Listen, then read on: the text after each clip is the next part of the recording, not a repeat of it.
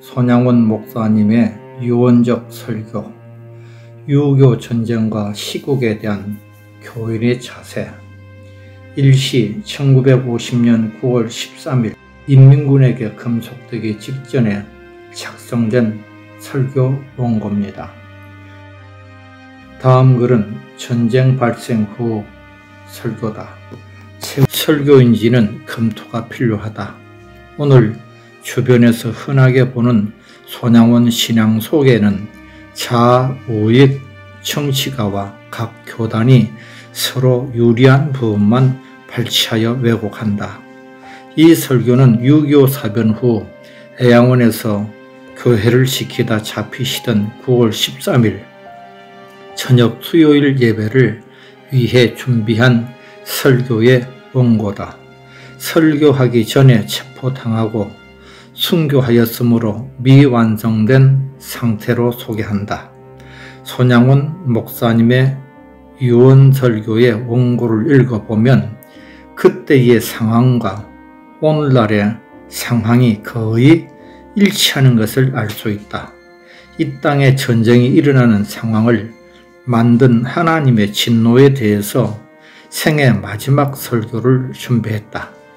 이 원고의 설교는 하지 못하고 천국에 가셨지만 오늘날 이 설교를 듣는 사람들이 함께 회개했으면 하는 심정으로 소개한다. 1950년 9월 13일 유언 설교, 잊혀진 설교.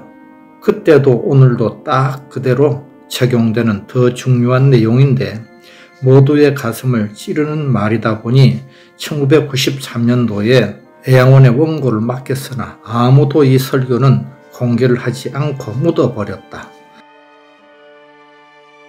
한국에 미친 화벌의 원인, 6.25 전쟁이 터진 이유. 오늘의 이러한 대환란, 6.25 전쟁은 4000년 역사상 초유의 심벌입니다. 벌써 3개월 가깝게 4천만이 이 환란을 일시에 당하고 있지 않습니까?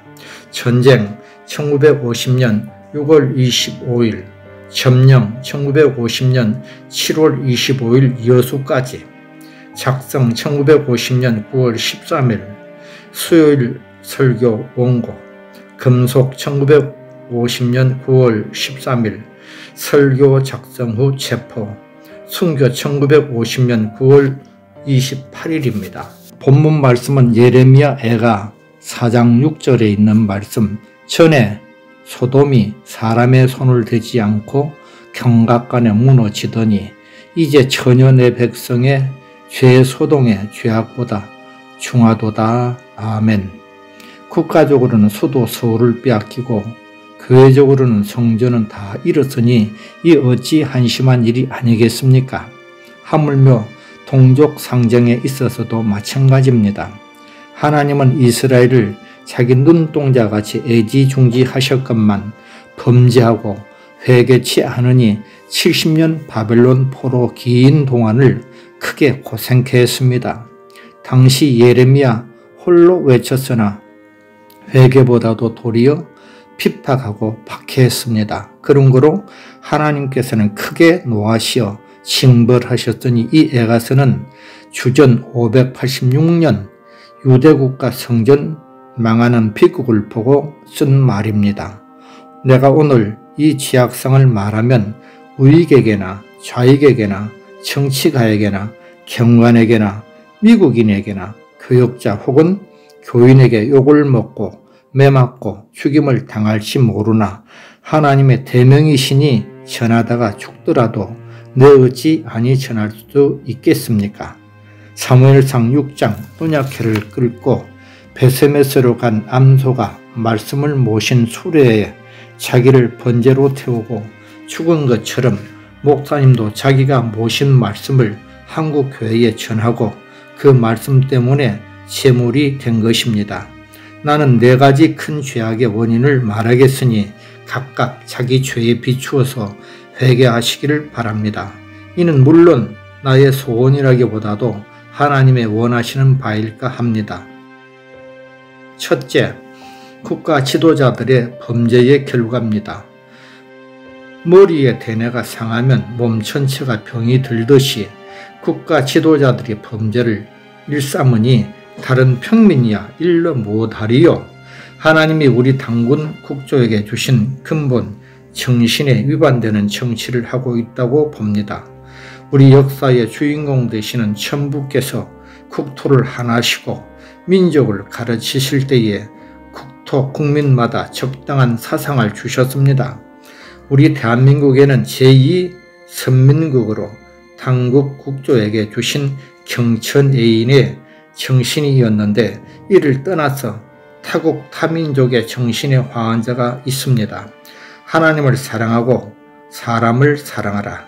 삼강오륜이 불신 세상의 기본인데 해방 후 자유세상이라 해서 기강이 무너져 망하게 된 것입니다. 즉 독일이 망한 것 보면서도 국가지상주의 정신으로 지도하려는 자가 있는가 하면 일본이 망하는 것을 보고서도 당군 신당을 세워서 우상국가를 만들려고 하는 자도 있으며 안호상 초대 문교부 장관이 일제 때 독일에서 나치 철학을 배워 박사가 되어 나라를 독일식 전체주의로 만들려고 했고 당군 종교 쪽에 교주까지 된 인물입니다. 국기 경배를 시킨 인물입니다. 인도의 역사를 알면서도 점을 쳐서 국군을 운전하려는 자가 있으니 이 어찌 당국 국조에게 하나님이 주신 경천애인 정신에 가합한 일이겠습니까? 불교와 미신은 인도지요. 국태민안을 지도할 국회의원의 죄상을 보십시오.